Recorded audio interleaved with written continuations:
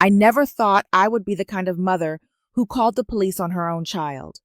But the day I found a sealed envelope hidden beneath my truck's dashboard, everything I believed about love, loyalty, and family began to collapse. My son assumed I was too old to notice, too trusting to question, too weak to act. What he did not understand was that betrayal hurts most when it comes from the people you raised, protected, and believed in. That envelope did not just expose a crime, it shattered a family and forced me to choose between saving my son's future and destroying our present. Before we dive into today's story, let us know where you're watching from. And as you watch, do not just sit back, be part of the experience. If a moment grabs your attention, whether it is powerful, unexpected, or deeply moving, drop a comment with the timestamp of that scene and share your thoughts. Your reactions bring the story to life, and we love seeing which moments resonate with you the most. And if you have not already, hit subscribe and turn on notifications so you never miss a new story. Now, grab a coffee or tea, settle in, and let's begin. My name is Margaret Maggie Walker, and I am 62 years old. I live alone in a small weathered house on the outskirts of Bozeman, Montana, the same house my husband and I bought 30 years ago when our son was still in elementary school. Back then, the paint was fresh, the lawn was green, and our lives felt full of noise and promise. Now the walls hold more memories than laughter, and the silence settles in like an extra piece of furniture I never asked for. My husband, Tom Walker, died 5 years ago in a construction accident.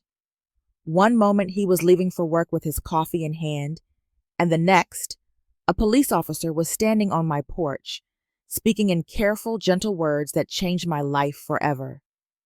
Tom had been a strong, steady man, the kind who fixed broken doors and broken spirits with the same calm patience. When he was gone, it felt like the foundation of our family went with him. The only thing of his I kept exactly the same was his old Chevrolet Silverado. The truck sits in my driveway like a loyal guard dog. Its paint faded, but its engine still strong.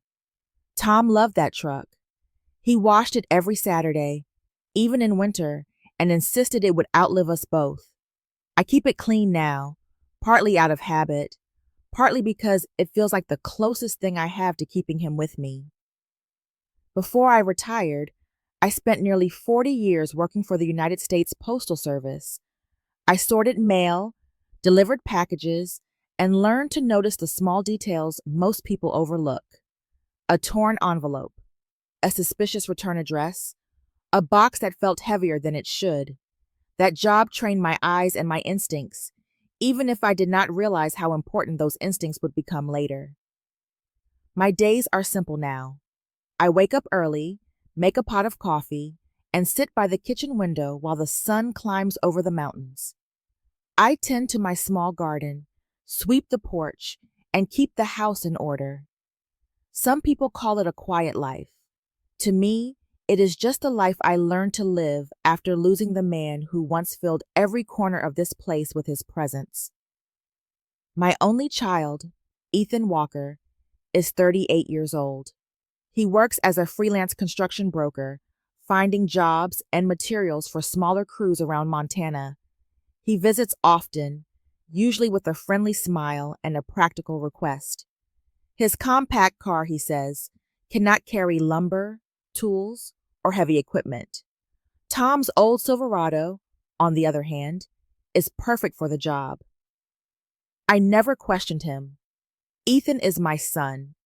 I raised him to be honest, hardworking, and respectful. I taught him right from wrong the same way my parents taught me, with patience and consistency. When he asked to borrow the truck, I hand him the keys without hesitation. A mother does not expect her child to lie to her, especially not after everything our family has been through. Sometimes, when I watch Ethan drive away in his father's truck, I feel a strange mix of comfort and sadness.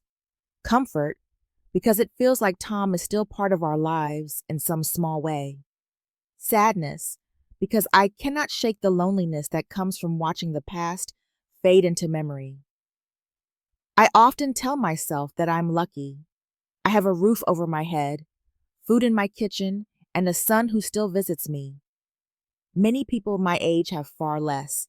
Still, there are moments when the quiet feels heavier than it should, when the memories press in closer than the walls. At the time, I believed my life was simple and predictable. I believed the hardest chapters were already behind me. I believed that love, trust, and routine were enough to keep a family together. I had no idea how wrong I was.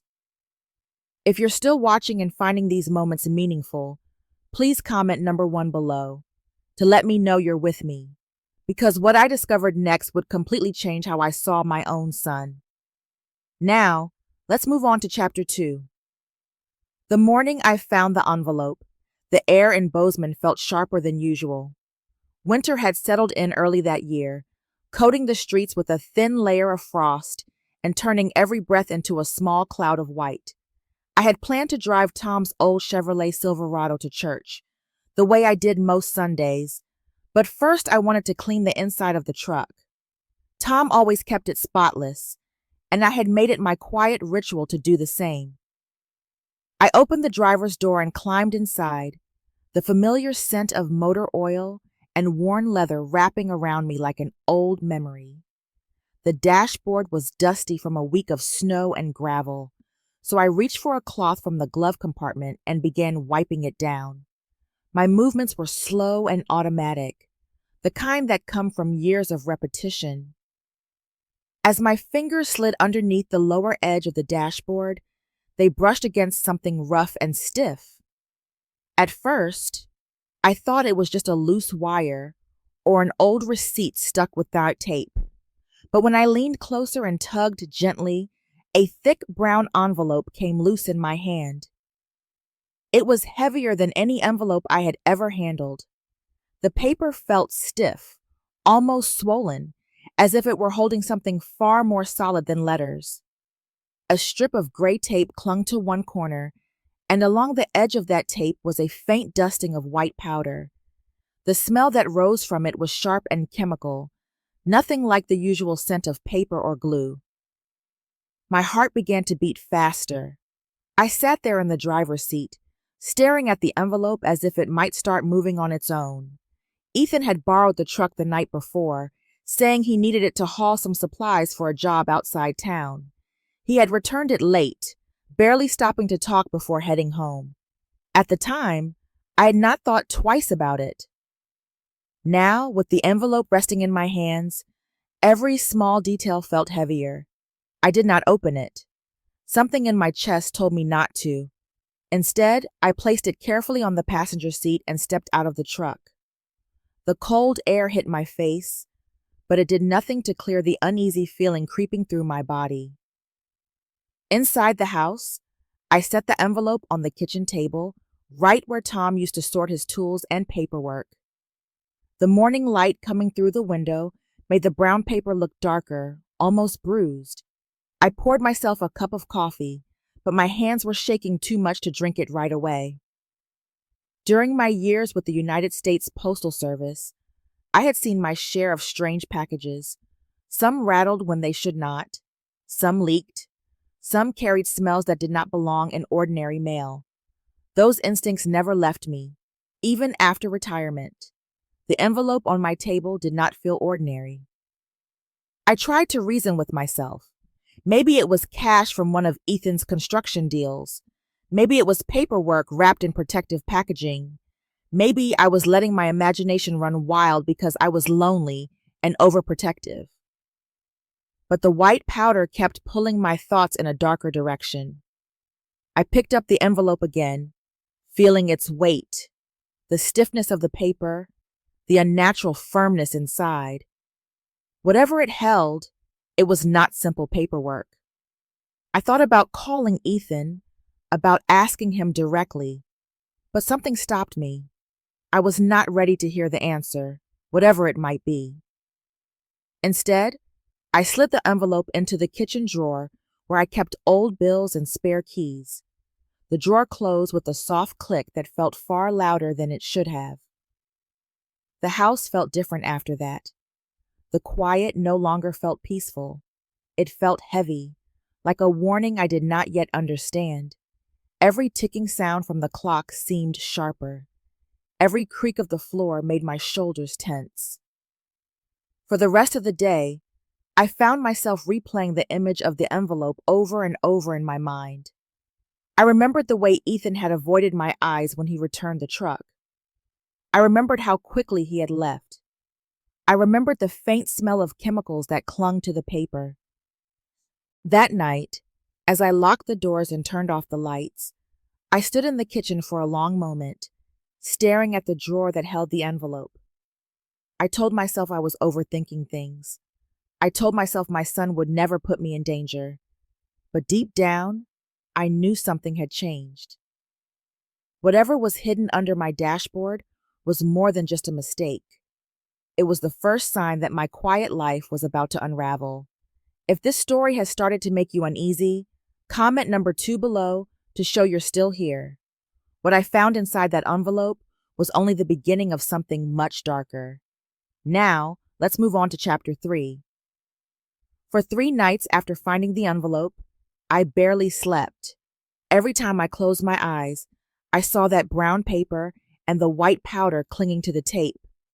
I tried to convince myself it was nothing, but my instincts refused to quiet down. By the 4th evening, I knew I could not ignore it anymore. The garage was cold and silent when I stepped inside. The single overhead light cast long shadows across Tom's old Chevrolet Silverado, making it look older than it really was. I stood there for a moment, resting my hand on the hood, as if asking the truck for permission to look deeper. I opened the driver's door and crouched down, shining a small flashlight under the seat. Dust, an empty water bottle, a few coins. Then I saw it. A cheap flip phone, black and scratched, wedged far back where it would not be noticed. My hand shook as I pulled it out. The screen lit up immediately.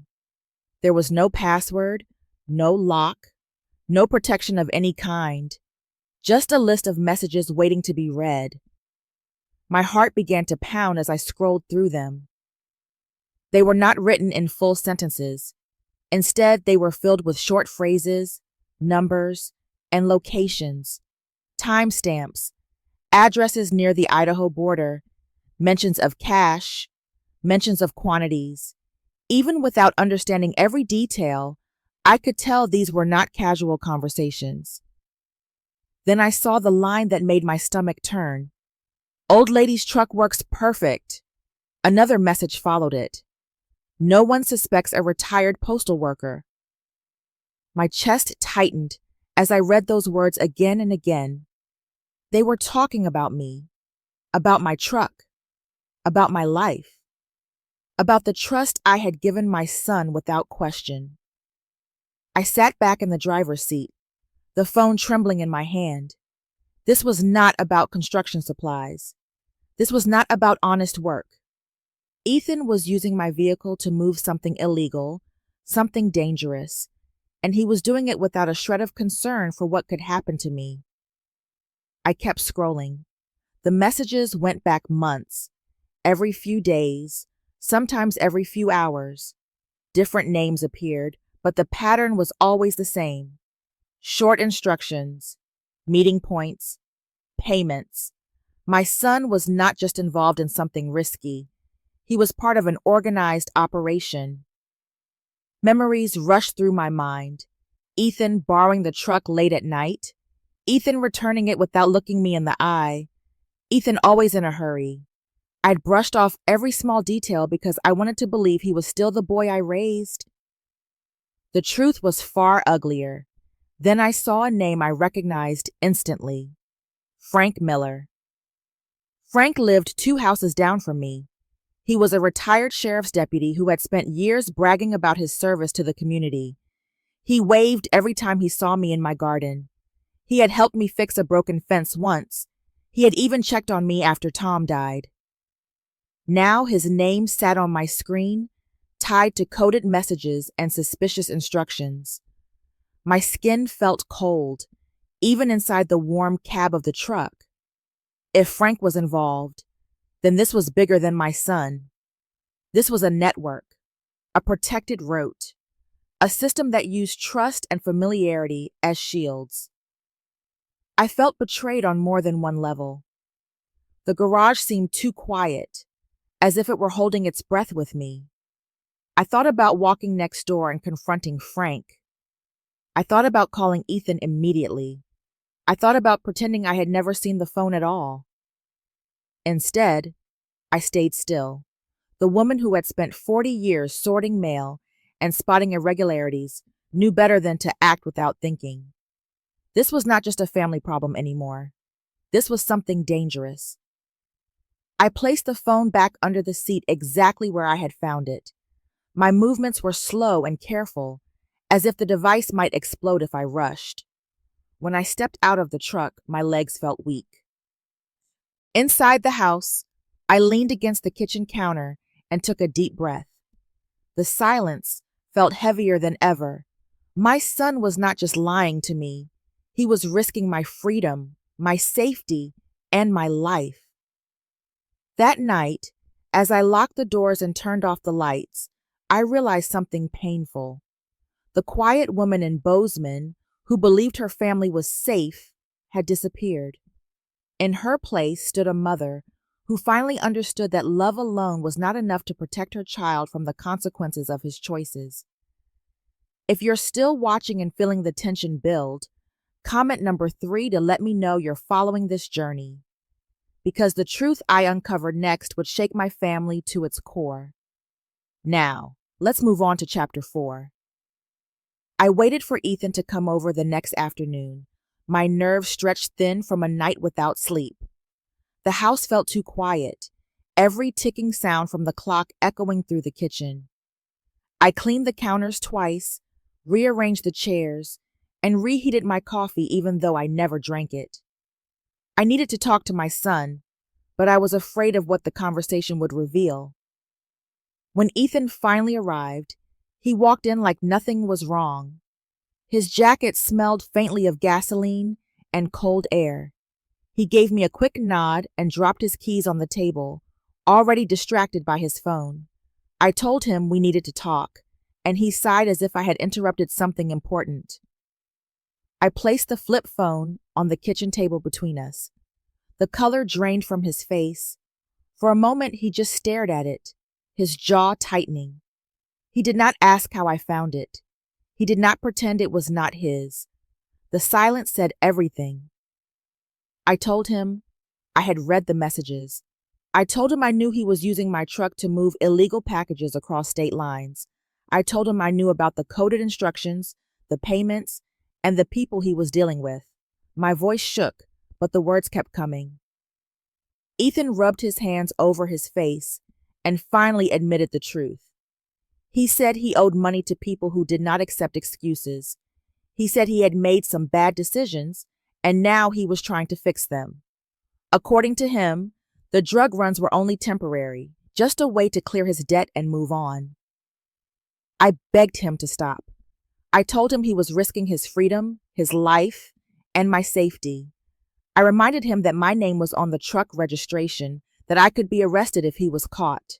I reminded him of his father, of the values Tom had tried to pass on, of the life Ethan once wanted for himself.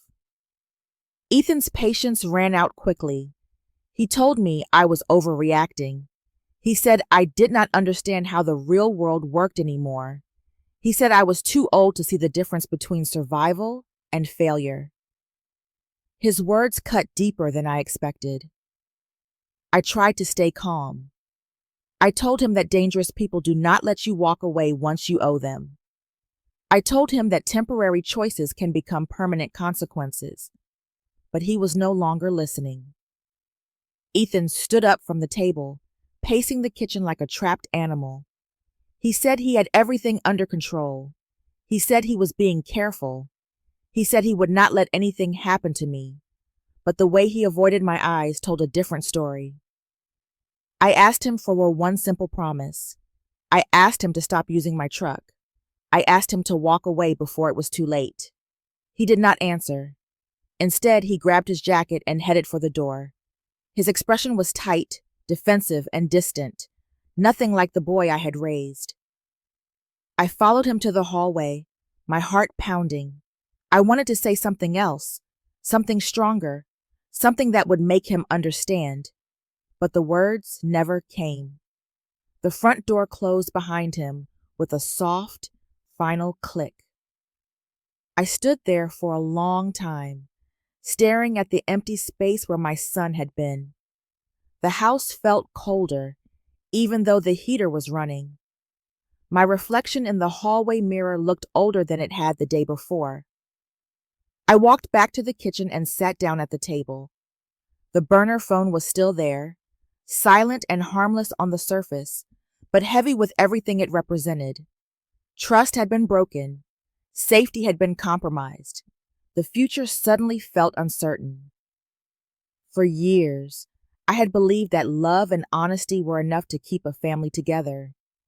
I had believed that my son would always choose the right path because he knew what it meant to be a good man.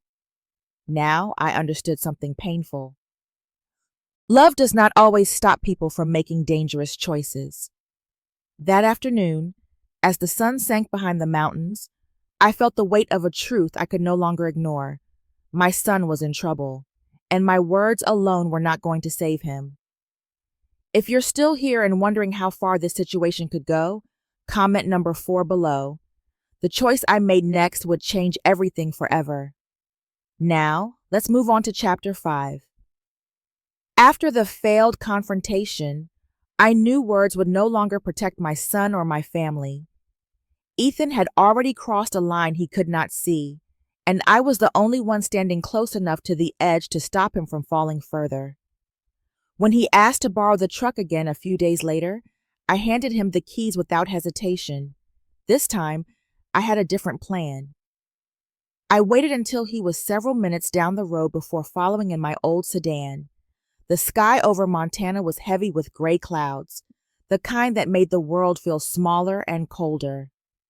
I kept 3 cars between us, just as I had once seen on television, my heart pounding with every mile. Ethan drove straight toward the highway that led to Idaho. He did not slow down, did not hesitate. It was as if this route had become routine for him. The farther we went, the more my stomach tightened.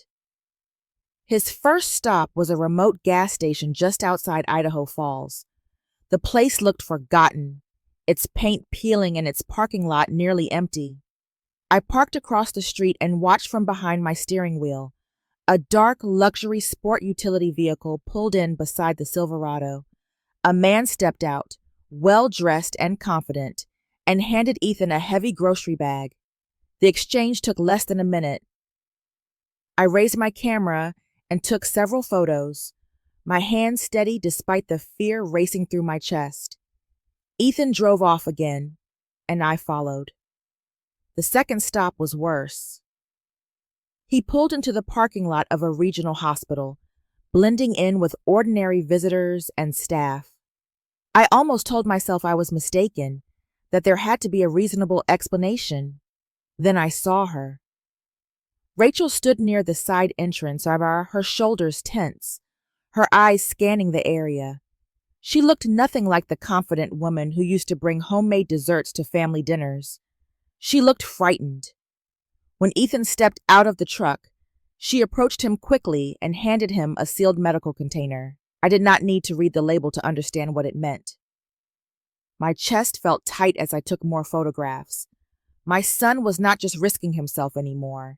He was dragging his wife into something that could destroy her career, her freedom, and her future.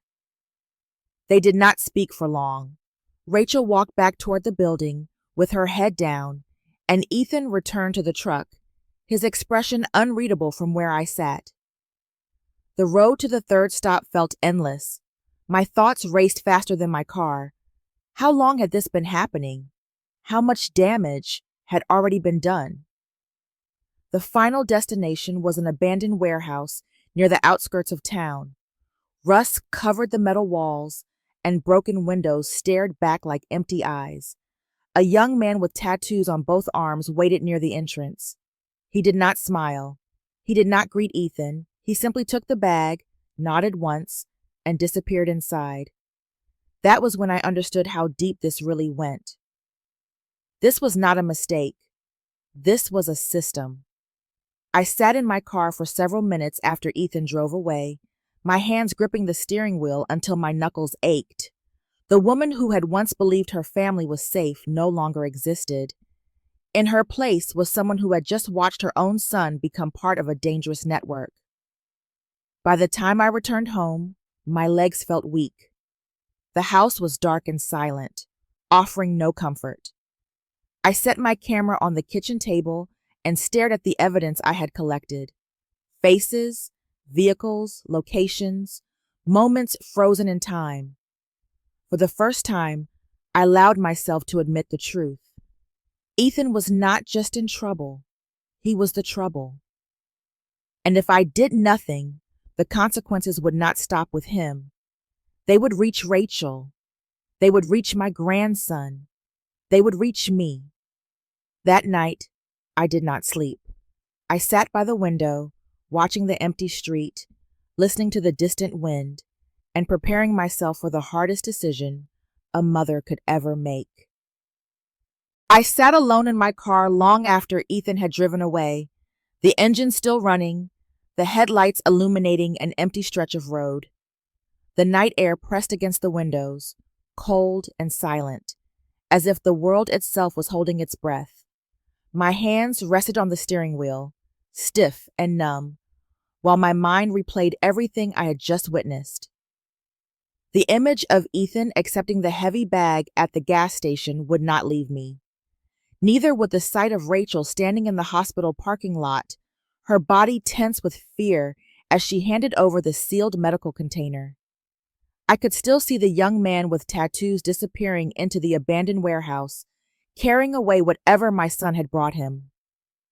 This was not a misunderstanding. It was not a mistake. It was a pattern. For years, I had believed that love could protect my family from anything. I believed that trust was enough. Now I understood how fragile those beliefs were when faced with desperation, money, and dangerous people. I turned off the engine and stepped out into the cold. The wind cut through my coat, but I welcomed the sharp sting. It reminded me that I was still here, still thinking, still responsible for what came next. My thoughts drifted to Noah. My grandson was only 8 years old, still small enough to fall asleep during movie nights, still young enough to believe his father could fix anything. I imagined the future waiting for him if Ethan continued down this road.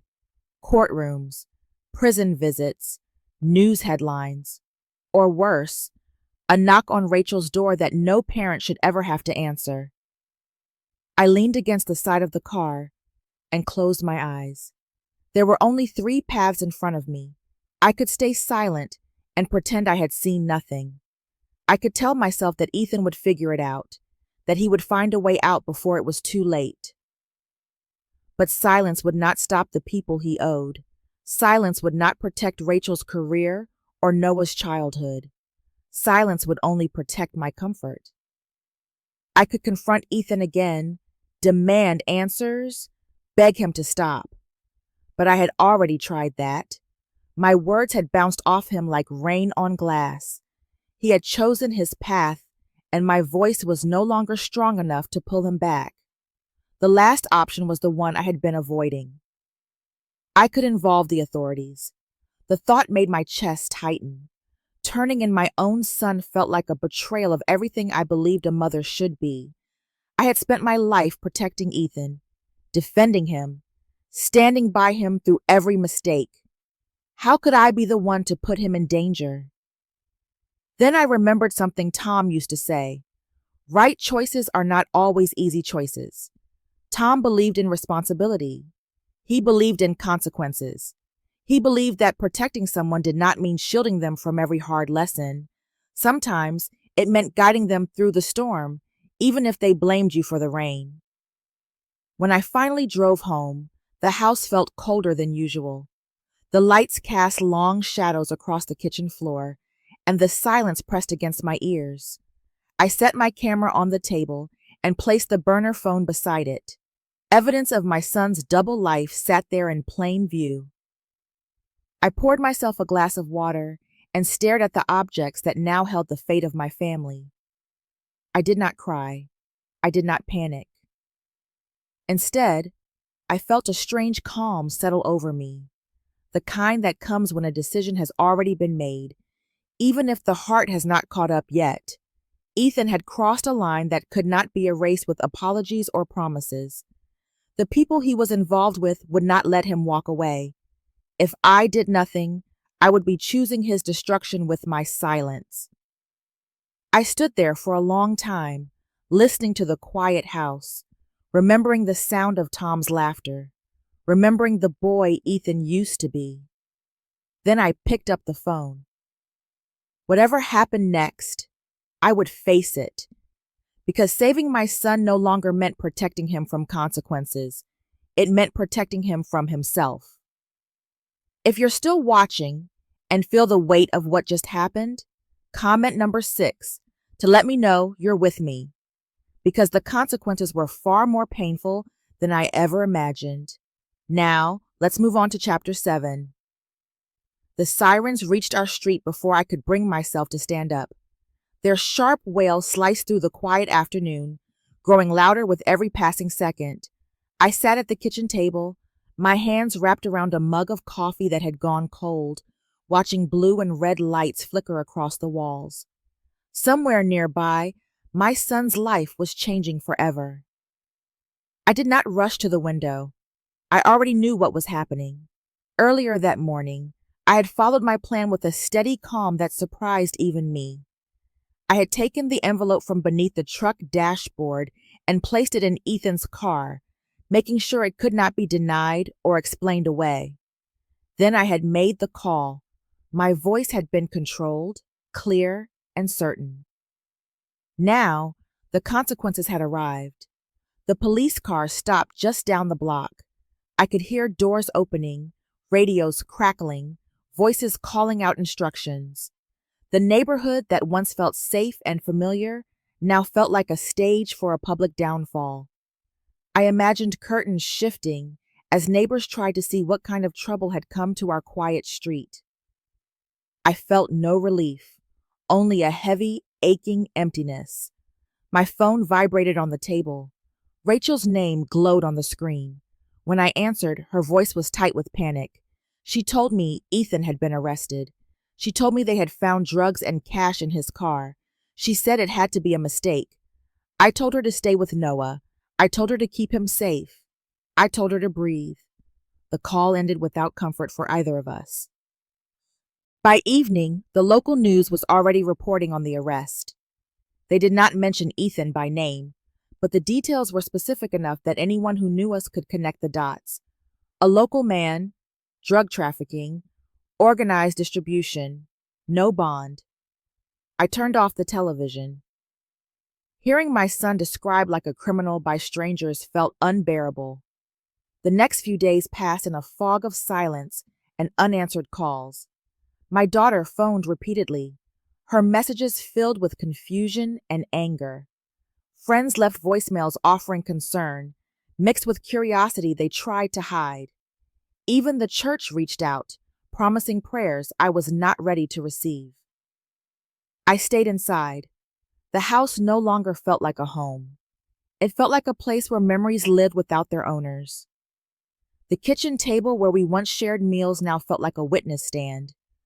The hallway where Ethan used to race his bicycle as a boy felt narrow and empty.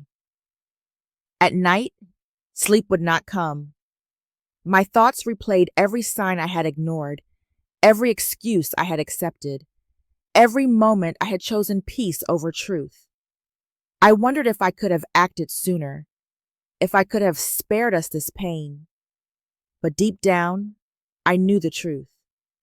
Ethan had already gone too far. The consequences were not only legal, they were personal and permanent.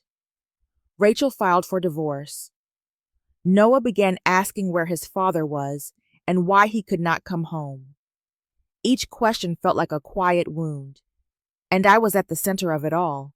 Yet even in the middle of the heartbreak, one truth remained steady. My son was alive. He had been stopped before the people he worked for decided he was no longer useful. He had been caught before his choices destroyed another life, including his own. The cost was unbearable, but the cost of doing nothing would have been worse. That night, I sat alone in the dark living room, listening to the soft hum of the heater, holding on to that single truth like a lifeline. Whatever came next, I would face it, because protecting my family had meant breaking it first. The morning after the sirens felt unnaturally quiet. No flashing lights, no urgent voices, no sudden phone calls, just the steady hum of the refrigerator and the soft creak of the house settling into another day. I stood in the kitchen holding a cup of coffee I barely touched, staring out the window at a street that looked exactly the same as it always had. Inside, nothing felt the same. The silence pressed in on me, heavier than any noise ever had. Every room carried echoes of what used to be. The hallway still held faint marks from where Ethan had once measured his height against the wall. The dining table still had a small chip from the night Noah spilled his juice and laughed too hard to care. Now those memories felt fragile, like they could shatter if I touched them too closely. I realized I could not stay trapped inside my grief. After several days of hiding from the world, I put on my coat and drove to the old church on the edge of town. It was not a Sunday, and the parking lot was empty. I did not go inside for comfort from people. I went because the quiet space felt safe enough to hold my thoughts. Sunlight filtered through the stained glass, painting soft colors across the wooden pews. I sat alone near the back and let my mind wander. I thought about Tom, about the steady way he handled hardship, about how he always believed that doing the right thing mattered more than being liked. I wondered if he would have forgiven me faster than Ethan had. The question stayed with me as I returned home. I pulled out a small notebook and began writing, not for anyone else, just for myself. I wrote about fear, about guilt, about the sound of sirens, about the weight of choosing consequences over comfort. Putting the words on paper helped quiet the storm inside my chest. For the first time in days, my breathing felt steady. I knew rebuilding would not happen quickly. Trust does not heal overnight, and neither do families. Still, I needed to take small steps forward. I called Rachel, not to explain myself, not to defend my choices, but simply to ask how Noah was doing. Her voice remained distant, but no longer sharp. She told me he was sleeping better and that school kept him distracted. That was enough for now. Forgiveness, I reminded myself, grows slowly. Sometimes all you can do is plant the seed and wait. That evening, I sat by the window and watched the sun fade behind the hills. The house still felt empty, but the emptiness no longer crushed me the way it had before. I was learning to live with the consequences of my choices, even the painful ones. I had not saved my family from heartbreak, but I had given them a chance to survive it. And for now, that had to be enough. If you're still here and ready to see how this story truly ends, comment number 8 below. What happened next brought both heartbreak and unexpected hope. Now, let's move on to the final chapters. The call from Ethan's lawyer came on a quiet Tuesday morning. I listened in silence as he explained that bail had been denied and that my son would remain in custody while he waited for trial. The charges were serious, and the evidence was strong. When the call ended, I sat at the kitchen table for a long time, staring at the grain of the wood as if it might offer answers. Weeks passed in a strange, heavy stillness. The house felt too large for one person. every room held reminders of a family that no longer lived there. I learned how to move through my days quietly, cooking for one, sleeping alone, and filling the silence with simple routines. Eventually, I visited Ethan. The detention center was cold and gray, wrapped in fences and rules. We spoke through the thick glass, our voices traveling through the phones that felt impersonal and distant. Ethan did not look at me at first. When he did, his eyes were sharp with anger and hurt. He blamed me for everything. I did not argue. I did not defend myself. I told him only that I wanted him alive, no matter how painful the path had become. He said nothing after that, and the silence between us felt heavier than any words. Not long after, the divorce papers arrived. Rachel's decision was final. Our family, as it once existed, was gone. Noah stopped asking when his father was coming home. He adapted in the quiet way children often do, learning how to live with absence. Then, one afternoon, a letter arrived from Ethan. The anger was gone. In its place was exhaustion and regret. He wrote about the mistakes he had made, about the people he had trusted, about the life he had nearly destroyed. He did not ask for forgiveness, but he admitted the truth. I cried when I finished reading it, not because everything was fixed, but because for the first time, I felt certain that my son had been saved from something far worse than prison. As I stood by the window that evening, watching the sky soften into pale evening light, I understood that some endings are not happy, but they are necessary, and sometimes they are the only way forward. Life did not return to what it once was, but it slowly found a new rhythm. The days became quieter, more predictable. I learned how to live with the weight of my choices instead of fighting against it. Some mornings still felt heavy, but others carried a calm I had not felt in years. When I spent time with Noah, I focused on the small moments, helping with homework, walking to the park, listening to stories about school. His laughter reminded me that life continues even after it breaks. Children move forward with a strength adults often forget. I thought often about what love really means. For a long time, I believed love was about protecting people from pain.